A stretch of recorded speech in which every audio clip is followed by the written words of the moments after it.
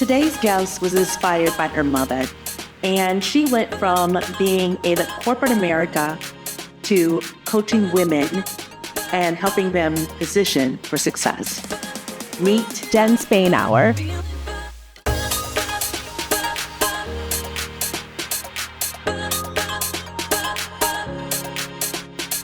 Welcome to HERstory Unveiled, a celebration of bold, fearless women shaping the world of business and causes.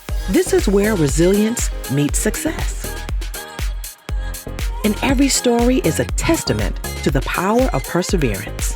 From overcoming obstacles to redefining industries, these women are paving the way for the next generation.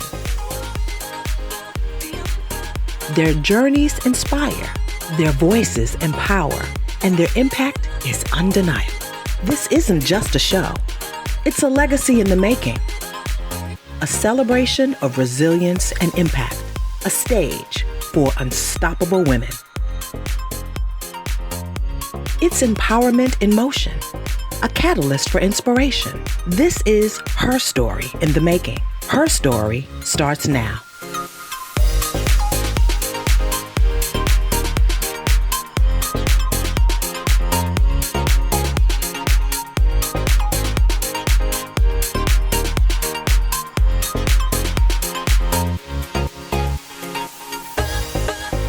Hello and welcome to HERstory Unveiled, Possible Woman magazine. And today we are here again to meet another amazing woman that was on New York Times Square with me.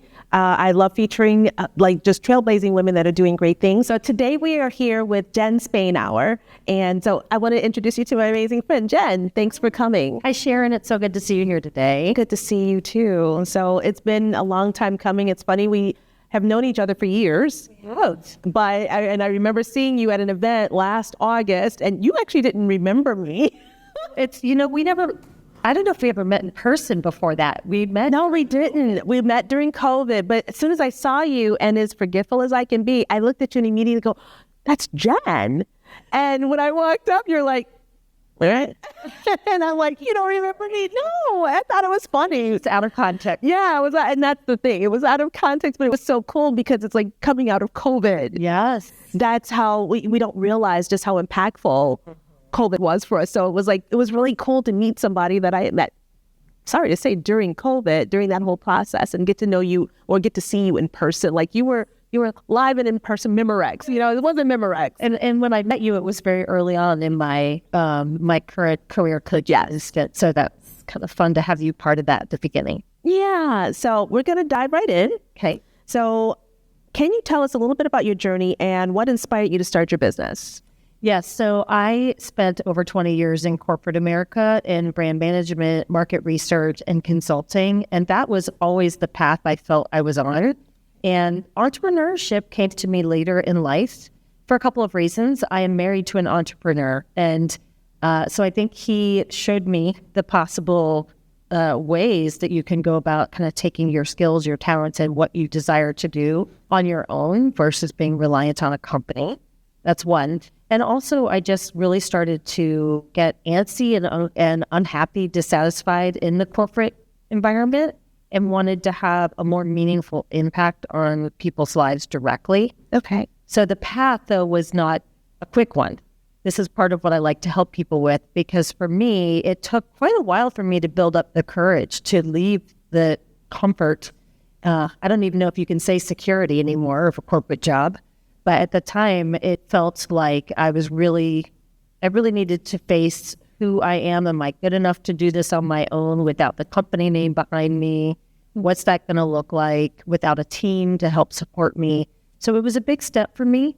And my first step was kind of a baby step, because I took my favorite part of the corporate job and started doing that as a freelancer and created my own LLC doing that independently. And that was qualitative research, where I was doing focus group moderation, qualitative interviews, and marketing strategy for my clients. So that was kind of my comfort first step out. And then it took a few years later before I really dove into what I felt was really calling me, which was coaching. Cool. And I did that through a coach training program, certification program. And as soon as I got to that first training session, I'm like, these are my people. Right. These are the people I'm supposed to be around. And we all, I think, feel coaching is not just our profession, but our calling. And that's what I was yearning for, calling. Oh, nice, nice. So do you have insights into like, overcoming like setbacks or mindset shifts, things like that? Like what insights can you give another woman that would be short, sweet, like something that they could just take and use right now? So I think just a key tool that I use with my clients and I use for myself is when we're facing a difficult decision, whether or not we should do something, it's what's the worst. Our brain goes immediately to what's the worst that could happen. And we start holding ourselves back because we believe that worst case scenario is going to come true. But we don't ever ask ourselves what's the best that could happen.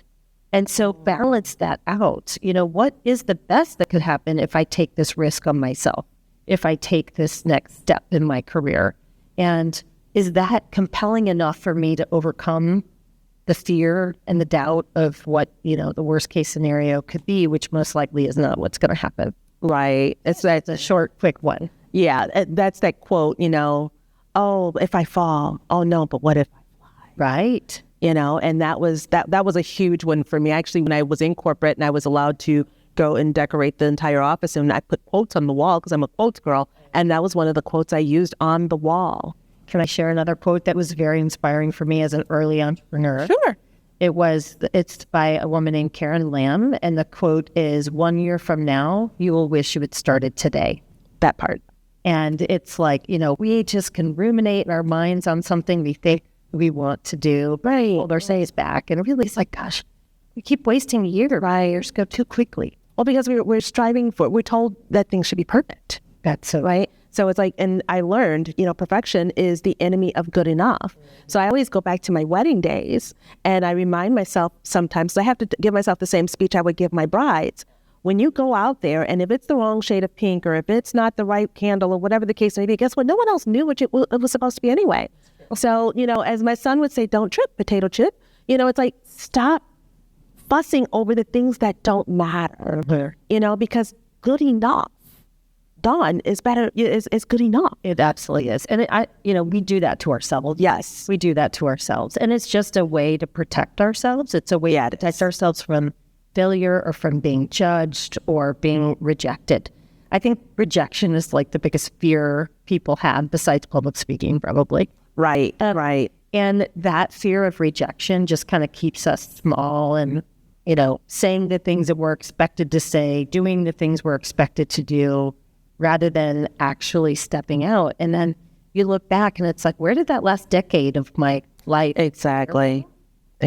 And, I don't know about you, but I've had some dear friends who have passed away too young.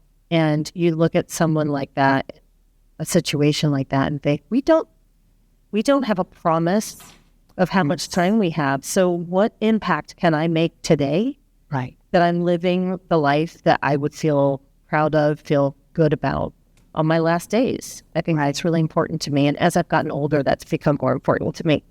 Right. So since you mentioned it, it's like mine was my mom. She was 35 and I was with her. And I was only 18 and 10 months later, my grandmother.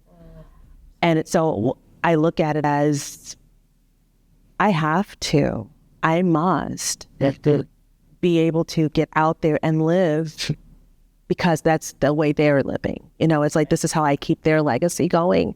But it's like, I look at all the things that they didn't get to do, the dreams they say the graveyard is the richest place, right? I haven't heard that. Oh yeah, I forget the name of the gentleman, but the graveyard is the richest place because that's where dreams die. Mm-hmm. So it's like, for me, it's like knowing that, it's like, I want to make sure that I can do as much as I can while I'm here. Absolutely. I also was influenced by my mom. She did live her dream, and she passed away just a year ago from dementia-related issues. And her legacy, I feel like she passed the torch to me. I don't know if you feel that way too with your grandmother and your mother, but it's like, I'm carrying a torch. It looks different for me, right? But she, she really came out of her shell as a housewife in the 70s to become a director with Mary Kay Cosmetics. was very scary for her at the beginning to even put herself out there and speak, in front of groups. And she ended up, her success came from focusing on the women she was working with and how she could provide them an option for them to live a better life and for them to really fill their potential. And that fueled her. And I grew up with that. She started when I was in first grade. So I grew up seeing her do that. And that's part of why I think I'm so committed to focusing on working with women in particular, because I just feel like we do hold ourselves back more. And having someone to just champion you, be your cheerleader, put a mirror up and show you, yes, you can. Yes, you can. And you have skills. I just was doing a coaching session this morning, and I've heard this before, and it breaks my heart when women who are maybe, 10, 15 years into their career, and they say, I don't even know what I'm good at anymore. They've lost touch. They started off ambitious and confident and, strong in their skills, and then work can kind of beat us down a little bit sometimes, all the comparison that goes on. And I just feel, this is a word my mom used to use, privilege. She said it was a privilege to work with those women. I feel like it's a privilege for me to shine the mirror to someone like that and say, tell me, let's pull those skills out. They're still there. You're just in a situation maybe that is dimming them, but you've still got those. And I'm going to help you not only rediscover those, but own them and feel like you know who you are. Yeah. Nice. So let's talk about, because one of the things that I've learned about you is like the years that you've spent as a leader in corporate America, and you rose to the role of VP of consulting. What did your transition to entrepreneurship actually look like, and what did you learn about yourself in the process? I mean, you alluded a little bit to it, but can we go a little deeper with that? Yeah, I think, first of all, I was just like many ambitious young women. I had a dream, what I thought was my dream career, which for me was brand management. I love consumer marketing, and I envisioned myself climbing that corporate ladder and lived that life and really achieved a lot of those goals. And there's a lot of prestige with a job like that and a title like that, but there's also, for me anyway, a time when it starts to feel hollow. Okay. And that's not what's important to me anymore. Yes, I loved the recognition of the title, but at the end of the day, I still was yearning to have a more tangible impact on people. I didn't know what that was going to look like. I really actually struggled for years trying to figure out. So it was such a problem I was trying to solve. Like, what am I here for? I don't think it's this. I mean, I like parts of that job, but I just always felt like there was something more that I was put here to do. And I'm sure my mom was part of that influence as well. And so it wasn't just like a smooth transition. This was a fearful leap for myself. I do believe that having a supportive spouse who also was an entrepreneur helped me. And that first step of becoming a freelancer was kind of my foray into it. So, and that blossomed since then. Nice. So I know you do retreats. Tell me a little bit about your retreats. Yeah, I love leading retreats. It's one of my favorite things about the work that I do. And what I love about it is just giving women an opportunity to get away from the day-to-day pressures and anxieties and stresses, and really invest some time in themselves to get away, to clear your mind, to nature, which as a city girl, that's something I miss. So getting into nature, being surrounded by other empowered women, and really thinking through, like, what am I doing? Am I feeling good about my life right now? Do I want to make some changes? How do I want to feel a year from now? Okay. And taking that little pause to do that. And I always love community. So the bonds that form over just a couple of days are amazing because we're getting into a vulnerable space. We're sharing our stories. And so it's a really special opportunity for both myself and the women who attend the retreats. thank you for asking about those. Oh, you're welcome. Well, I see you posting about it all the time, and it's like, let's talk about the retreats a little bit, because I know that that's something that people are looking to do more of, but they don't know where to go for them. So and it also has to align with what they're working on. So for you, it's a different type, you know the type of woman you're looking for, but that woman may not even know that that exists. Right. Yes. So that's why you see me posting about it. yeah. The work of an entrepreneur is getting the word out. It's getting out there. Yes, it is. So what's next for you and Position for Success Coaching, which is the name of your company? How did you actually come up with that name? Oh, there's a story to that. I figured there was. So that's why I'm asking. So the name Position for Success came from someone asking me, because I was still doing marketing consulting at that time, and I wanted to move into coaching as well. And I wasn't sure how those two were going to align. And someone asked, Ray, what do you do for your corporate clients? When you're doing your consulting work, what is it that you're doing for them? And I, listed some different strategic questions I might be helping them with. But at the end of the day, I said, I'm, positioning them for success, and whether it be rebranding or new products or repositioning, it's positioning their brand for success. Flip over to the coaching, and it just light bulb, I'm positioning those women for success as well in a different way. So that was kind of the thread between those two things. Right. That conduit that just like. Yes. So you asked what is next for position. Yes. What is next?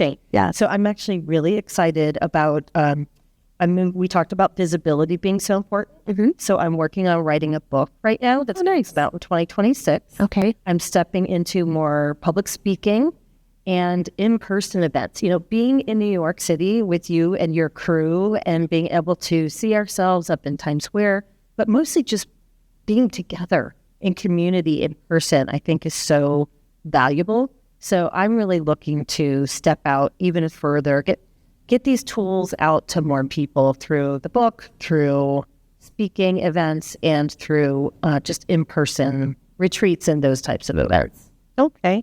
Well, now you're helping me segue into that question of your experience with New York Times Square. Like, what was that like for you to actually look up and see there you are on that screen? It's so hard to explain it, right? The beauty is, I had a friend who happened to be in New York. She flew in that night, and she was staying at a hotel about 3 doors down from the hotel I was staying at. And she went into Times Square with me at midnight.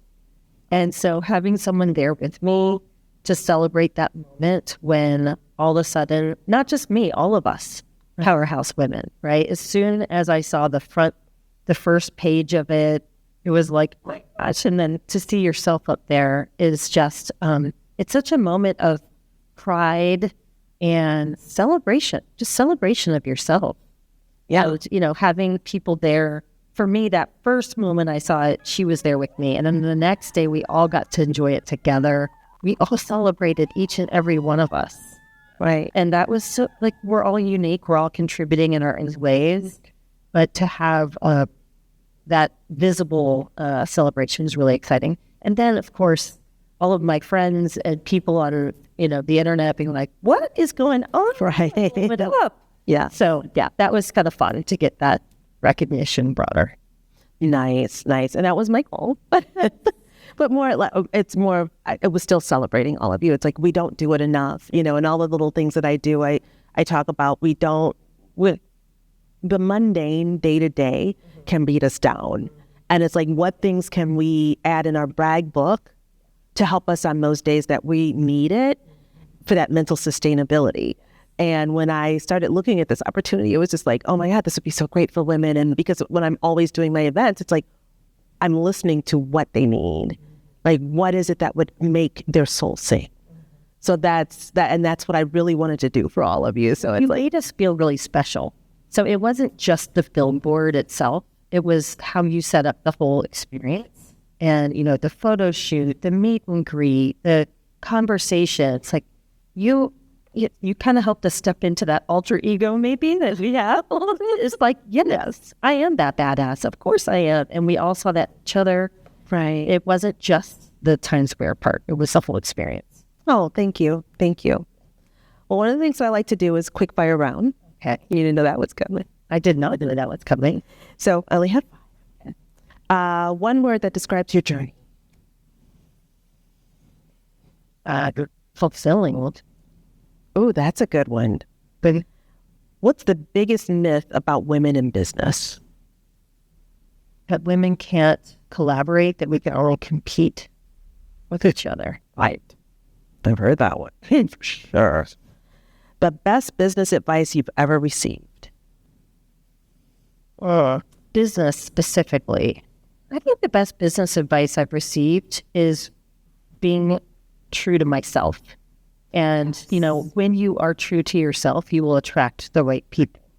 Don't just try to copy what someone else is doing who's successful, because that's not you. You don't want to attract their people. We all have our own tribes out there just waiting for us to invite them in. So the more true we can be to ourselves, so that I can be to myself, the more aligned the clients and customers are going to be for me. Nice. Favorite tool or resource that changed your workflow?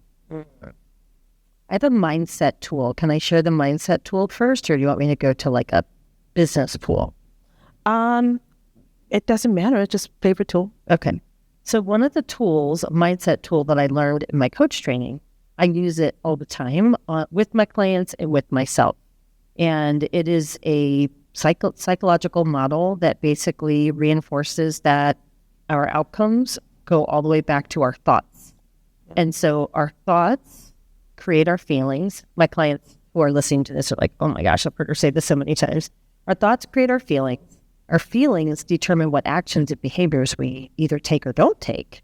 And our actions or inactions create our results and outcomes.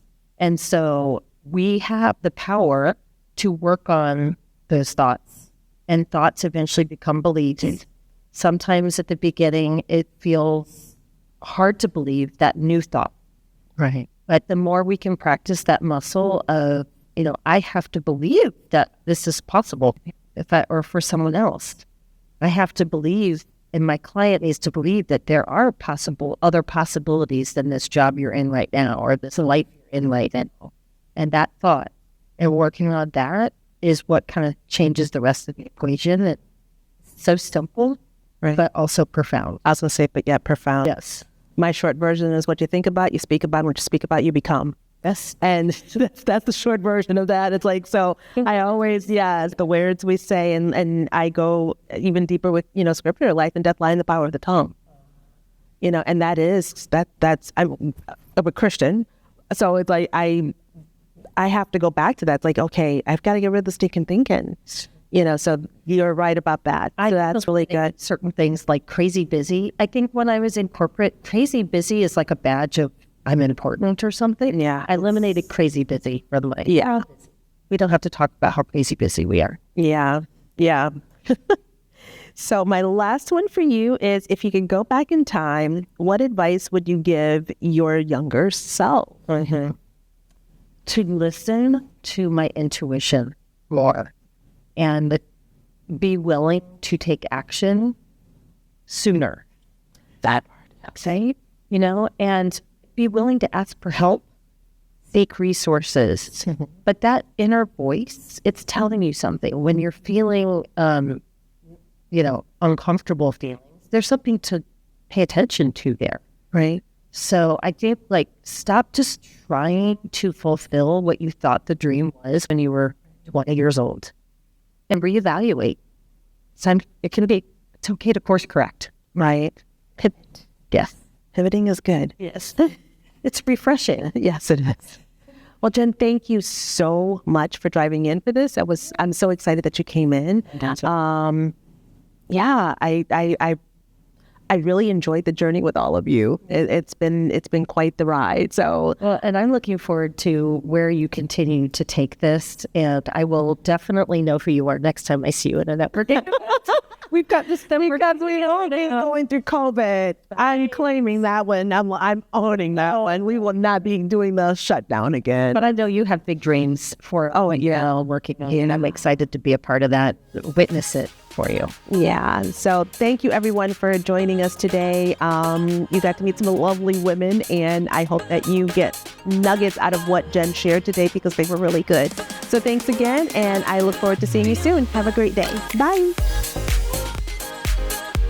This episode is brought to you by Marketing Sparkler, a digital marketing company that specializes in marketing strategy and social media marketing for small businesses. Marketing Sparkler operates from a collaborative, data-driven approach to marketing. As a result, their clients are able to stop chasing likes and hearts, and instead focus on building relationships and converting leads into clients. To learn more, visit marketingsparkler.com.